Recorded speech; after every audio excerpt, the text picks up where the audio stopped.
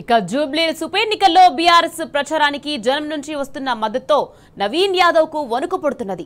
ఓటమి భయంతో కాంగ్రెస్ అభ్యర్థి నవీన్ యాదవ్ ఫ్యామిలీ దౌర్జన్యానికి తెగబడుతున్నది. ఇక తాజాగా వెంగళరావు నగర్లోని వికాస్పూర్ కాలనీలో ప్రచారం చేస్తున్న బీఆర్ఎస్ శ్రేణులు నేతలపై నవీన్ యాదవ్ సోదరుడు వెంకట్ యాదవ్ గ్యాంగ్ దాడికి తెగబడింది.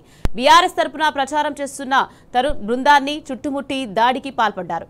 మాగంటి సునీత తరపున ప్రచారం చేస్తే చంపేస్తామని హెచ్చరించారు. బీఆర్ఎస్ ఎలక్షన్ మెటీరియల్, గులాబీ కండువాలను దౌర్జన్యంగా లాక్కెళ్లారు. ఈ విషయం తరుణ్ బృందం బీఆర్ఎస్ ఎమ్మెల్సీ తాతమధు, మాజీ ఎమ్మెల్యే నల్లమోదు భాస్కర్ రావుకు తెలిపారు. దీంతో స్పాట్ కు వెళ్లిన బీఆర్ఎస్ నేతలు స్థానిక పోలీసులకు ఫిర్యాదు చేశారు. వెంటనే సంఘటనా స్థలంలో సీసీటీవీ ఫుటేజ్ ఆధారంగా నవీన్ యాదవ్ తమ్ముడు వెంకట్ యాదవ్ అతని అనుచరులపై కేసు నమోదు చేయాలని డిమాండ్ చేశారు.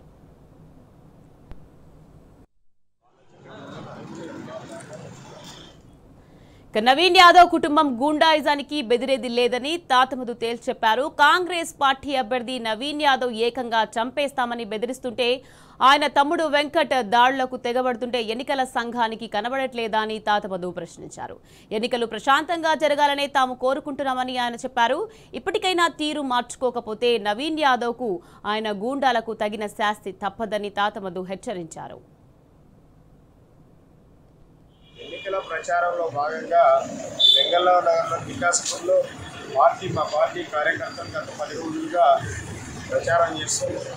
ఈరోజు సాయంత్రం 1 గంట క్రితం ఎవరైతే కాంగ్రెస్ పార్టీ నుంచి అభ్యర్థిగా పోటీ చేస్తుందో ఒక నేర చరిత్ర ఉన్నటువంటి కుటుంబంలో చెందిన వ్యక్తి, అతని సొంత తమ్ముడు వెంకట్ యాదవ్ బీఆర్ఎస్ పార్టీ కార్యకర్తలు ఎవరైతే ఇంటికి వెళ్ళి ప్రచారం చేసుకుంటున్నారో వారి మీద దౌర్జన్యం చేసి ఎన్నికల మెటీరియల్ని అట్లాగే టీఆర్ఎస్ పార్టీ కండవులని లాక్కొని మీరు ఈ ప్రాంతంలో ప్రచారం చేయొద్దు, ప్రచారం చేస్తే మీ అందరినీ చంపుతాం, మీరు ఇళ్ళకు కూడా వెళ్ళమని వారిని బెదిరించి అన్పార్లమెంటరీ లాంగ్వేజ్ మాట్లాడటం అనేది జరిగింది.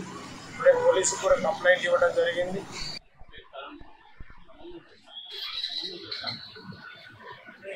వెంగళరావు నగర్ కళ్యాణనగర్ ఏరియాలో ప్రచారం చేస్తున్నాం. ప్రచారం చేసిన రోడ్డు మీద నవీన్ యాదవ్ వాళ్ళ బ్రదర్ వెంకట్, తర్వాత నవీన్ యాదవ్ వాళ్ళ బెదిరించి మా దగ్గర నుంచి కవలు ఓటర్ లిస్ట్ తీసుకొని మీ దగ్గర మీరు ఇక్కడికి వచ్చి ఏం చేస్తున్నారా అని చెప్పి బెదిరిస్తూ అక్కడ మళ్ళీ ఇంకోసారి కనిపిస్తే కంప్లైంట్ అని చెప్పి చాలా వరదలుగా మాట్లాడి మీకేం పని రాయిచ్చా, మీరు ఎక్కడి నుంచి వచ్చారా, ఇక్కడ ఇంకోసారి కనిపిస్తే కంప్లైంట్ మిమ్మల్ని ఏరియాలో కనిపిస్తుందని చెప్పి మాట్లాడారు. మేము ఇద్దరం ఉన్నాము.